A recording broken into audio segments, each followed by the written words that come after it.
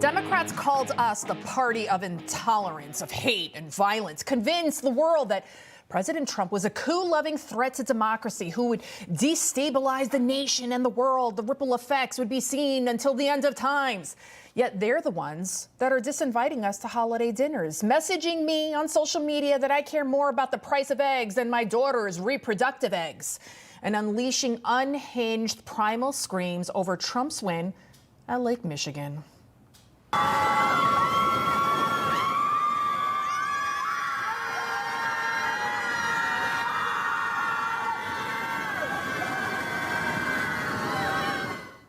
You know, I actually feel sorry for these people.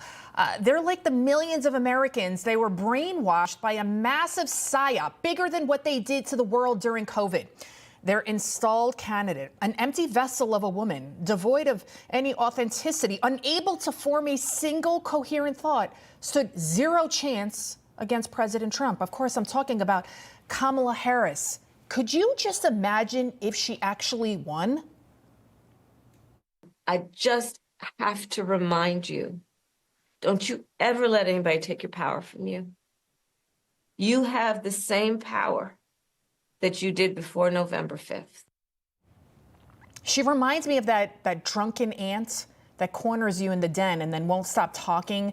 You feel bad to say anything to her, so you just kind of nod and you listen, hoping she doesn't start bawling her eyes out, that she can't find a decent man or whatever. I mean, Kamala was never fit to even manage the imaginary McDonald's she pretended to work at.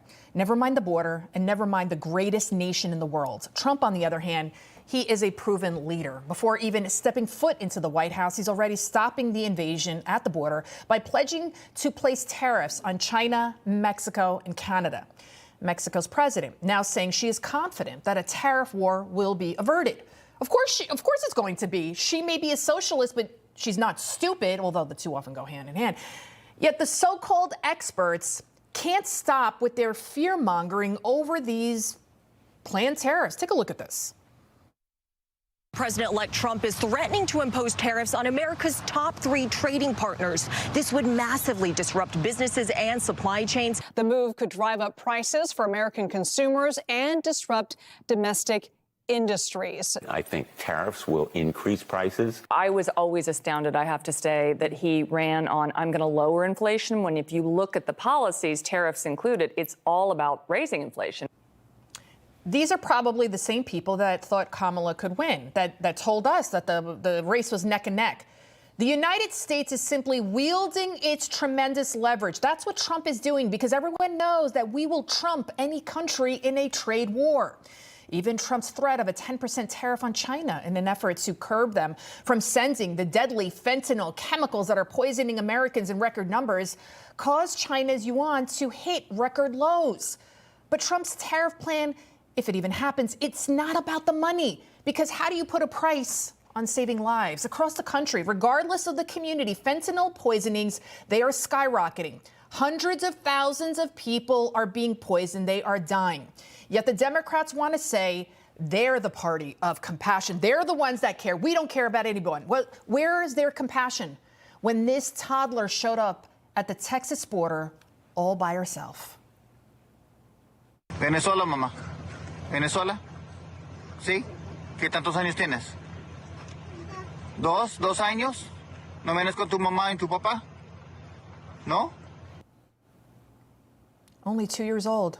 Border Patrol agents saved her from God only knows what.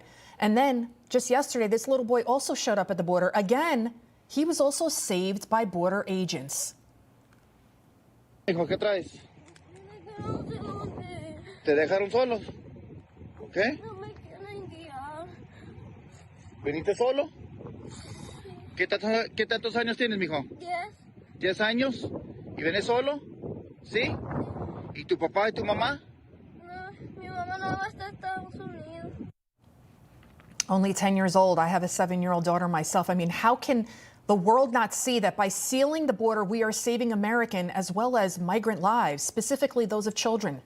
An estimated 325,000 migrant children are still missing that we know of. And the Biden-Harris regime is still stonewalling efforts to find out even what happened to them. Oh, and remember those Tren de Aragua gang members? You know these fellas. They took over apartment complexes, and they're now in about 17 states. Well, cops just busted 2 of them right here in New York City during a major drug trafficking operation.